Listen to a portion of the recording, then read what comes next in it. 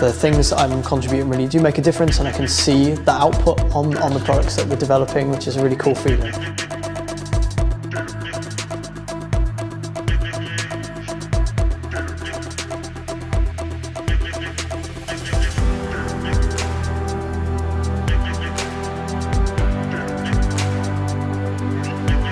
Aspire is actually quite powerful when it comes to this kind of thing, using two rail sweeps, being able to use a shape creation, using our sheets feature.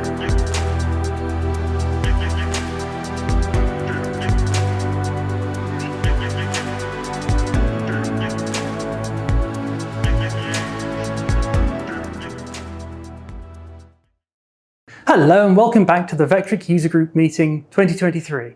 I'm Charlotte and I'm going to be here showing you how to do a simple house sign design. We're going to cover a few elements in the software, such as how to do vector drawing, how to do some inlays to put in all these different elements with different materials, how to do a textured background for the sign. So we're going to jump straight into the software to show you how this all works. Now, before we even get into the software, we really want to start coming up with some ideas for the sort of sign that we're going to be making. Here you can see some real-world examples from the Vectric gallery, such as a Western Oak sign, or going with something a bit more elaborate as this Welcome to the Feist sign. Other examples could be places such as our Design and Make web store, where we've got a number of things such as our Hacks of the Week, which have got some nice examples of things you could use. Or it could be something as simple as a pencil sketch done by a customer or by yourself. So, with some of these ideas in mind, let's go and start looking into the software. So, now that we're in the software, we need to start looking at how to design our sign. Now, this is the ultimate goal that we're going to be going for, with our numbers, outline, and our two olive leaves that we've got here. And we've also got our profile for the moulding toolpath, which we'll be coming to later. So let's break this down and work through it step by step. We'll start off by just closing off the software. So let's start with a new file, and we've got a vague idea that this time I'm going to be making a sign that's about 12 inches wide by 9 inches tall. The material thickness doesn't really matter at this point, as we will be using a number of sheets to create our design, so that we can use multiple materials in this. So I shall worry about that when we come to setting up our sheets later on. Let's start with just creating our job setup though. Now let's start with the main focal point in the center of our project, which is going to be the house number that we're going to be working with. In this case, I'm going to go with the number 45, making it large and bold in the center of our project. I can now press F9 to move it to the very center of the project, so that we have that to work around. And now we want to get a general outline for the sign to sort of decide how big we want this to be. So we shall draw an ellipse, and let's place it in the center of the job. So we can enter this in as 6 and 4.5. So that will be the center of a job here, is where we will anchor it. And let's just go with a width of 8.5 and a height of 6 to see how this looks to begin with. And you can see it's created this oval for us. This is a bit smaller than we want though, so what we can do is now select it again to bring up our transform handles, and now we can pull it to the sort of size that we really want it to be. So I'm just going to stretch this out, and there we go. We've got a rough shape for the size of the sign that we're going to want. Actually, let's make it a little bit taller, and if I hold the Shift key while I do this, you'll see that it stretches in both directions at once. So that's a good outline for the outside of our sign. So I'm quite happy with that. Now, the next thing we want to do is start working on our moulding. Now, one way you can get a quick and easy moulding is to use one of our clip art panels that comes with the software. So if we look at our panels and shields and pull in one of our clip art pieces, if we now flick to the 3D view, you can see we've got a rather nice moulding design on the side here. But this isn't the same size and shape that we want it to be. We really just want to capture this moulding style. So what we can do to do that is use our measuring tool in the 2D view. So if we go back to the drawing panel, select the measure tool, and then we want to make sure that we're set to cross section of the model. And now we just want to draw a horizontal line across the moulding section, keeping it as straight as we can. And when we select the second time, you'll see it's now generated as a vector we can use going forward. So we can close the measuring tool. We can now select our 3D clipart and select delete. And now we've got the start of a vector that we can use for the profile of our moulding toolpath. Now to begin with, we want to make a few edits to this to make it more suitable for what we want to do. I quite like the idea of having a moulding that goes up and then goes back down again, batch the same level, so we want to mirror this and make a double of it. So let's make a few little preparations to it first to clean it up. So let's select it and turn on node editing mode. And as we zoom in, you can see we've got a few extra bits here that we're not going to want. So let's go and delete out this first vertical line. We're not going to want this horizontal line either. So again, we can just hover over it, right click and use delete span, or the D key on the keyboard. And now again, we're going to get rid of this horizontal line at the start and this sloped line here. And this leaves us with just the bare curved line for our moulding. So now this is ready for use. So let's right click to turn off node editing mode and select our vector. We're now going to use the mirroring option over here in the transform object section. And by selecting this, we're now going to create a mirrored copy and we're going to mirror it to the right. So we now have a complete section for our moulding. We're going to want to join these two together though before we can really use them. So let's make sure we have both selected, and then we're going to go to join open vectors. And with this, you can see we have two currently selected open vectors, and once we've completed this, we will only have the one, which is the sort of result we're going to want. So let's hit join and close this tool. And as you can see, we now have got a single vector that's going to be our suitable vector for a moulding toolpath profile. So let's see the whole job in its glory. And now we can also move this across to see where it's going to roughly lie. So this outer line will be the edge of our sign. We will then have a moulding on the edge. And then we've got our numbers in the middle so far. So this is coming along very nicely. Now the next thing we want to do, because a moulding is always measured from the inside rail going outwards, we want to make sure that we've got a copy of this line offset inwards become the inside rail for our moulding. So the first thing we need to do is find out how wide our moulding design is. So let's select it and open up the set object size tool. And here you can see it's currently got a width of 0.6235. So let's select that number, make a copy of the value, and close this tool. Now we can select the outside oval, select the offset tool, and enter our value into here. So we'll just paste it in here. We're going to offset inwards, and we don't want to delete the original, but we do want to select the new one. And there we go. Just by offsetting that inwards, we've now got the inside rail, which is going to be the rail for the moulding. This also helps us illustrate where the moulding is going to be in relation to the numbers that we have so far. Now with the majority of the sign all done, we want to start looking at trying to add in some additional decoration for it.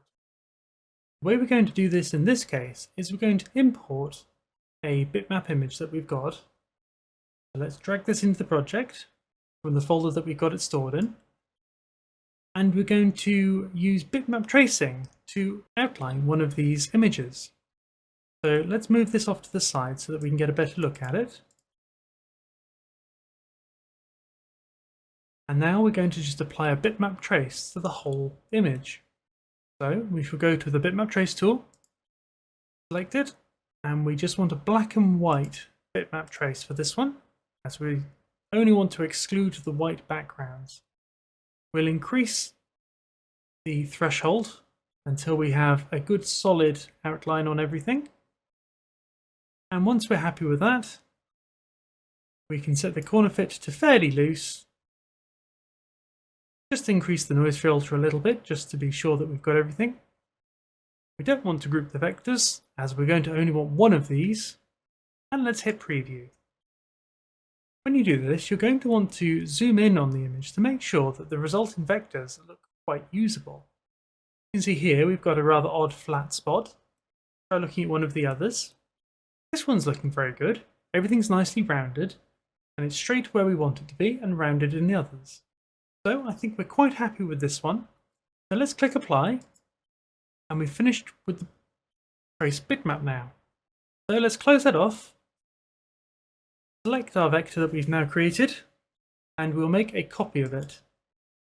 And we'll place that over into the project here. So let's just paste, and then drag the copy across into our design. Now we're done with the bitmap trace and the bitmap over here. Let's pull this across and just drop this below the project out of the way. Now the first thing we want to go to do with this olive leaf that we've got here is bulk it up a little bit. As it is at the moment, this is much too thin to produce a good inlay piece. The material cutting will be far too thin. It would need a very thin bit to cut the inlay bottom. So we'll just bulk it out a little bit simply by using our offset tool again. We only want to offset it outwards a little bit, so let's just start with 0.1 to begin with. We will delete the original, and we will create sharp offset corners. And if we click offset, we can see that is too much. So we can step this down a bit. So let us undo what we've just done. Let us set the distance to 0.01, and now we can click offset again. This isn't quite enough, but we can now just click offset once more to keep moving up the thicknesses. So we'll go one more, I think. And that's a nice outline that we can use for our inlay. This is quite thin, but we should be able to still get a bit through that gap. So let's close the offset vectors tool, and let's move this around in our project until it's where we want it to be. We'll use the transform tools to rotate it. We'll move it down into position, so I feel somewhere around there looks good. And we're going to want to make a copy of it on the other side as well. So let's go back to our mirroring tool, and we want to flip about the job center, and we want to make sure we've got a mirrored copy. So let's flip it horizontally. And now you can see that is perfectly mirrored on the opposite side of the project. So let's close our mirror tool, and then we'll just do one last final inspection on the project itself. Now that we've got both elements in here, you can see that the numbers, while these are centered in the project, are a little bit off-centered in relation to everything else. They doesn't feel quite balanced. We just want to nudge it across a little bit. So while the numbers are selected, you can use the arrow keys on your keyboard to nudge them around a little bit. And this allows you to make lots of quick little changes until you find the exact position you feel that it looks best in. And if I move it around a little bit, I feel that this is nicely balanced. Maybe one more across actually. Yes, that looks about right. So we've got the main elements of our design in place now. We have our two olives, we have our number, and we've got the preparations for our moulding toolpath here. Now to help keep these things organized, I'm going to start splitting things off into separate layers. So let's switch over to the layers tab. We've already got a layer for the bitmap, which is what's going on down here, and by turning this off, you can see we've now hidden the bitmap. And everything at the moment is now put on layer 1. Let's rename this first layer to be the numbers.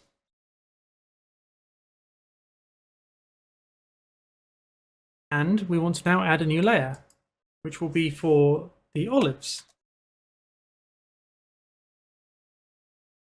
Now we want to make sure to select both of the olives, right click them, and use Move to Layer to move them over to the olives layer. You can see up here in the layers list, we have now got an indication that there's something on the olives tab. Olives layer. And by hiding that layer, you can see that is now indeed the case. We'll make one more layer, and we'll just call this one moulding. And again, we're going to select the vectors used for the moulding toolpath, right-click them, and move those to those layers as well. The next thing we're going to do, because we're going to be using two different types of materials to cut this out, we're going to need to split this apart into two separate sheets, one for each piece of material. So let's move to the sheets, and we've got sheet 1, which I'm just going to edit and call design. The material thickness doesn't matter in this case, and we've got everything else as we want. So we're happy with this. Let's cancel that, and right click at the name and use rename. So we shall just call this one design. Let's create a new sheet for some material. So add new, and this is going to be our wood. This is going to be for the back of the design, so that we will carve our texture into the back of it, and all the pockets that we're going to be using for our inlays. We're then going to add another one, and this one's going to be for the Corian inlays. So let's call this Corian. Now, what we want to make sure we do is edit the Corian one. So let's select it and use edit. And our Corian material is going to be 0.23 inches thick. We can OK that. And likewise for the wood, we're going to edit this and change this to 0.45, as that's the thickness of my piece of material. So we can OK this as well. Now, let's switch back to the design, and we're going to want to copy elements to both the new sheets. So, first of all, the Corian is going to need to be the moulding, the olives, and the numbers. So, we're going to need to grab all of these vectors, right-click them, and copy to sheet. So we will copy these to the Corian sheet. And you can now see they are copied exactly.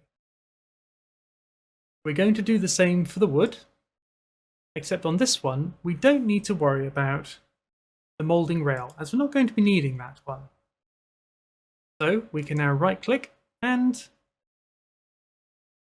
copy to sheet again, this time for the wood. Now we've got our original design vectors backed up on our design sheet, and we can move across Corian sheet so that we can plan out the toolpaths we're going to need for the Corian. The first one we're going to do is going to be our moulding toolpath. So let's select the inner rail, hold shift, and click on our profile vector. Let's now move across to the toolpathing section and select our moulding toolpath. We're going to want this to be slightly sunken into the material so that the outer border is not quite as thick as the inner text. So let's drop down the position a little bit. About halfway will probably do here. And that will mean that the moulding will exist within this space here and have this much material below it that is going to remain uncut, while all the material above it will be removed as part of the toolpathing. I'm going to be using a 1/4 inch ball nose for cutting the moulding, and I'm going to want a larger tool to remove most of the material. This one's going to be a end mill, and we will use a 1/4 inch end mill for this. So I shall select my end mill and click select. We're going to want to allow it to create its own boundary offset, so we shall use the automatic boundary offset, and we shall name this as the Corian moulding. Now we can click calculate and preview the toolpath results. And you can see we have a nice moulding result here. This is perfect. This is exactly what we want to see, so we can now continue. Let's go back to the 2D view, and we want to select all of the elements where we're going to have an inlay. This is going to be actually all of the vectors on this, except for the moulding's profile vector. So we'll select all of those, close down the preview toolpaths, and we're going to now go to the inlay toolpath. As this is going to be the male inlay, we're going to use the male straight inlay technique. This will be quite simple to set up, as it is essentially a profile toolpath that is specialized for creating inlay pieces. The cut depth will be Z, as this is the material thickness. So Z equals, and that will automatically enter the sheet's thickness for us. Let's select a tool, which in this case, because we're going to want some fairly tight corners, we shall use a 1/8 inch end mill, and we'll select that. And then we're going to want to make sure we add in some tabs to hold these pieces in place once they get cut out. So add tabs to toolpath. We don't need particularly long ones, and they don't need to be particularly thick, as this is quite sturdy material and should be able to hold up with these small tabs.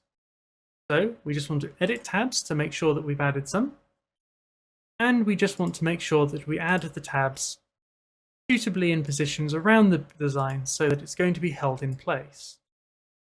With things like this, where they are quite thin, aim for the largest sections where you can put a tab, so that they can be strong and secure without risking breaking anything. But make sure that you don't put them into small crevices where the returning toolpath might accidentally cut them away as well. So we have a number of tabs here which should be quite suitable. We shall replicate those across over on the opposite one as well. So let's just quickly put those in. And that should hold everything in place nicely for us. And then we'll just do the same with the letters. And as you can see, it won't allow you to add tabs to the text, but it does offer to convert it to curves so it's ready for use. So we'll just click on yes to have it automatically do this for us, and then we can finish adding our tabs where we want to. So we shall add some tabs around the edges, around the edge of the 4 as well, and we want to make sure to include some for the inside of the 4 so that that piece doesn't come loose while we're cutting and come spinning away on the machine. So this is looking very good. We've got all of our tabs set up correctly, and we can now close the tabs tool and just hit calculate. And now we've got our nice cutout that's just what we're looking for, and we can preview this to see the results. Returning back to the 2D view, we now want to start adding in some extra toolpaths here to add some extra detail. First thing we're going to do is add in some extra little flute toolpaths along each one of the leaves to give it a smooth transitional center down the middle. So let's flip back over to the drawing panel and just draw up some simple vectors for these. We'll use the freehand drawing tool, and we'll just move in close to one of these olive leaves to see what we can do with it. We'll just drag a line down the center for a nice smooth curve, and then we'll repeat this for each one of the different leaves. The advantage of using the freehand tool for this is it produces a nice smooth line based on where your mouse moves, and it's very quick and easy to do. So we've managed to do all of those now, and we just want to copy those across to the opposite side to make sure that both sides are matching. So let's select all of these lines, and again use the mirroring tool to switch them across to the other side so that we have two identical olive leaves. Let's flip around the job center and create a mirrored copy, and we'll flip horizontally. Now that we've got that done, we can now move on to adding some toolpaths for those. So let's select all of the vectors on both sides and go back over to the toolpath panel. We'll want to add a fluting toolpath, and we only want a very shallow cut on these ones, around 0.1 inch deep. We'll change the tool out for a V-bit, and in this case we're going to use a 90-degree V-bit. So we'll select that, and we want it to ramp at the start and the end 100% so that we get a nice smooth curve, And again, smooth so that we have dipping in and out of the material cleanly. And we calculate that, hit preview, and you can see we've got these nice smooth curves now through the middles of our leaves. And then to finish this off, we want one last little piece of detailing around the edges of each one of the letters and the olive leaves. So let us switch back to the 2D view. Make sure we select both of the numbers and the olive leaf outlines. And then we're going to apply a chamfer toolpath to them. This one doesn't require a start depth, and we are going to be using our 90° V-bit again. So we shall select that. Now we want to set a cut depth for each one of these chamfers. We only want it to be a very shallow cut depth, so we shall set that to 0.05, and we want them to cut on the outside of the vectors that we have.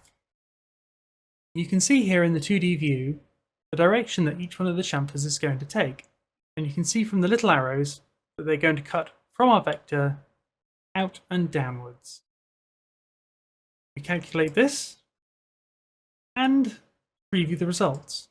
And as you can see, it has produced a very light chamfer effect around the edge of each one of our numbers and our olive leaves. So this will give us all of the toolpaths that we're looking for to complete the Corian part of our design. Now it's very important that you will want to cut the male side of your project first, so that way you have them ready to hand when you want to do a test fit on the female side later on. We will cover this again later on though, so let us continue on to actually starting the machining side. I'll save out my toolpaths and get them ready for machining on the machine.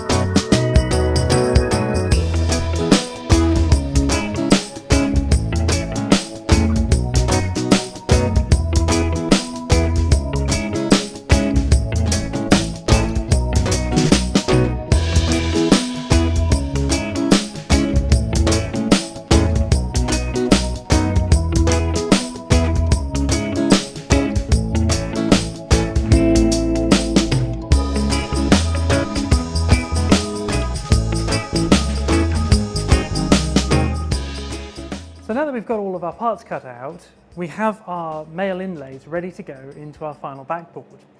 But now that we've got them, we need to do a little bit of cleanup to get them prepared, and then we'll be ready to get into our software again and cut out a new backboard for this with all the textures and the inlays ready for these to slot into. So let's get that done, and then we'll jump straight back into the software.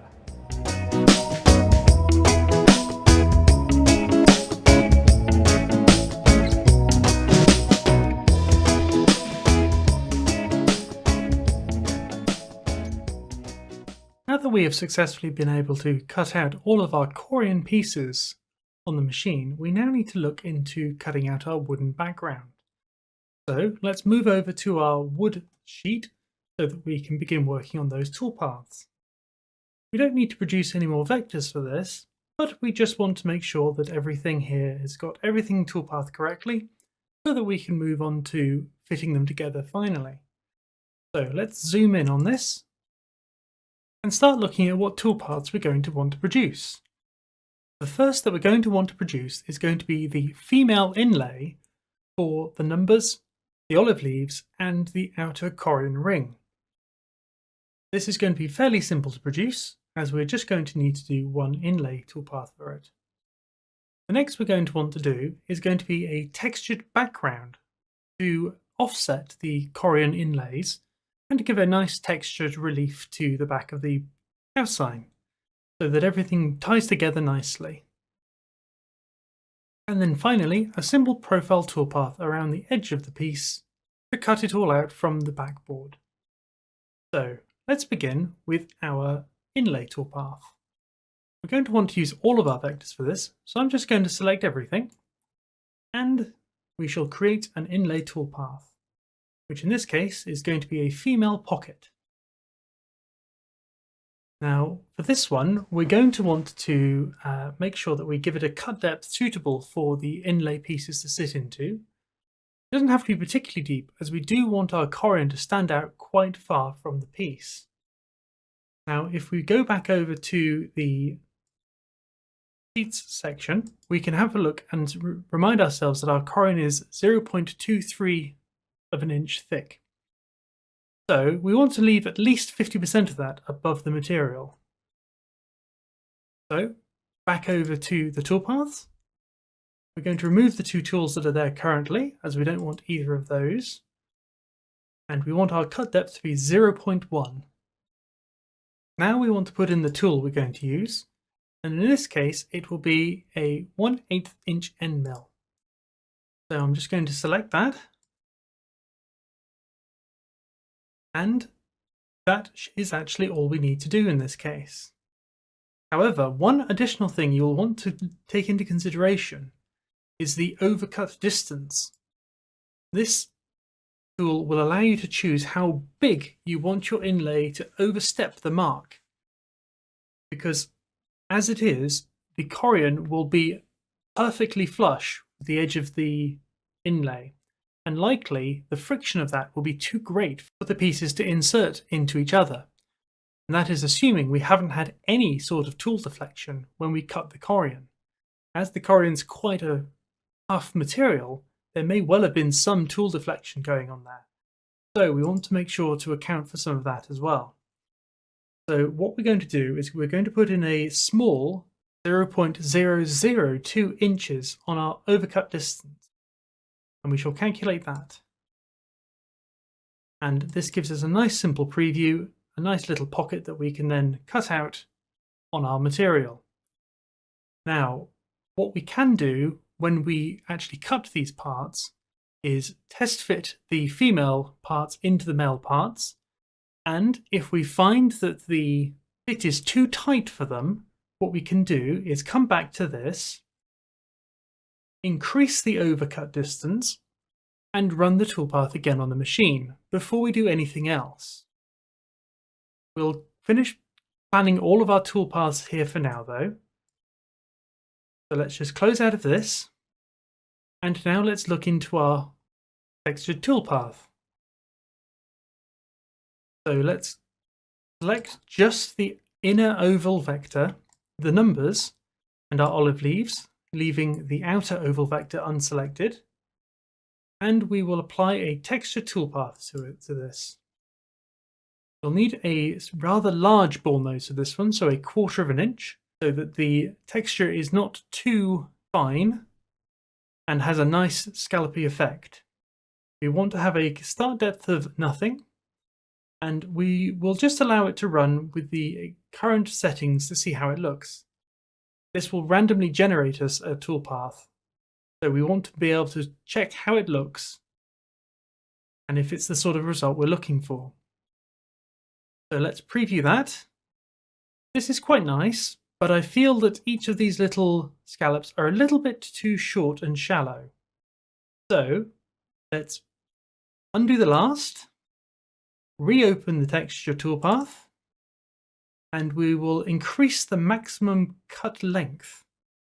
So currently it is 0.3937, Let's just up that to 0.6 as an experiment, and we shall calculate that. And preview again. And this is looking a bit nicer. You can see each of the cuts lasts a bit longer, and it isn't quite so short and sharp as it was before. We'll increase that just a little bit more, so that we have 0.8, and we're also going to increase the randomness of each one. Here you can see the minimum length of each cut is going to be 0.04, or I could pull it all the way back to here, and here you can see there'll be no randomness. Each cut will be 0.8 inch long. So we want more randomness, I think, here. So let's put it to 0.192 and calculate that. And there we go. That's a very nice effect we've got there. Though I think actually we want to get it a little bit smoother than that, just so that we've got a nice smooth background. So one last time, let's go back into the tool. Let's reduce the maximum cut depth so that it's not quite so extreme as it currently is. And we will decrease the step over slightly so that overall we get a slightly smoother texture background. So let's go with 0.8 for this. And calculate one last time. Preview. And there we go. I think this is the texture that I'm looking for. This looks exactly as I wanted it to. So I'm going to be happy with that. And that's the thing with the texture toolpath.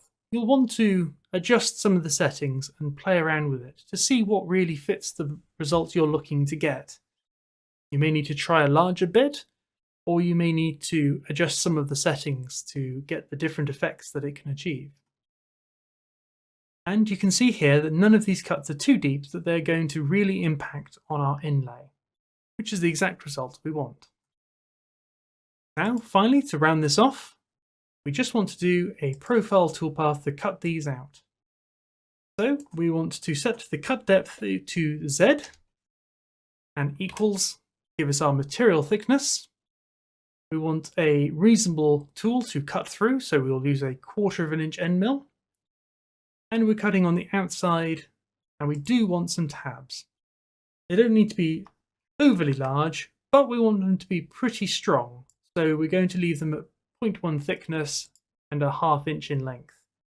We'll edit the tabs, and we want to have 3 to make sure that it is held in nice and tight. So I'm going to put the constant number to 3, and I'm just going to click Add Tabs. As I don't particularly mind where on this oval they're going to appear, I just want them to be placed automatically for me. So we can now close out of the Tabs tool and calculate. And when we preview this, we can see it cuts through cleanly, leaving us with our 3 tabs. So this is all we need to do for the wood sign. What we'll do now is we'll save these toolpaths, take them over to the machine, and we shall run them all. Then I shall do a test fit with the Corian part so that we can then see if they fit within the female pockets. If they don't, we can come back to the software, do a small tweak on the toolpath, resave and rerun it until we get a nice clean fit. So let's head back over to the machine and cut out these parts.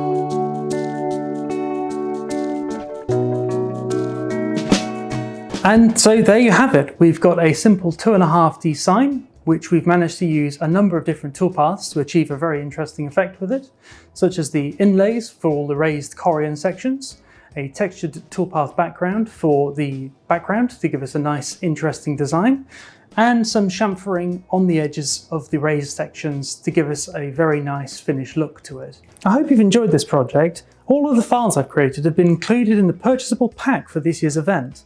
If you have any questions on this project, just pop it in the comments box below and I'll get back to you. Thank you so much for watching and happy making!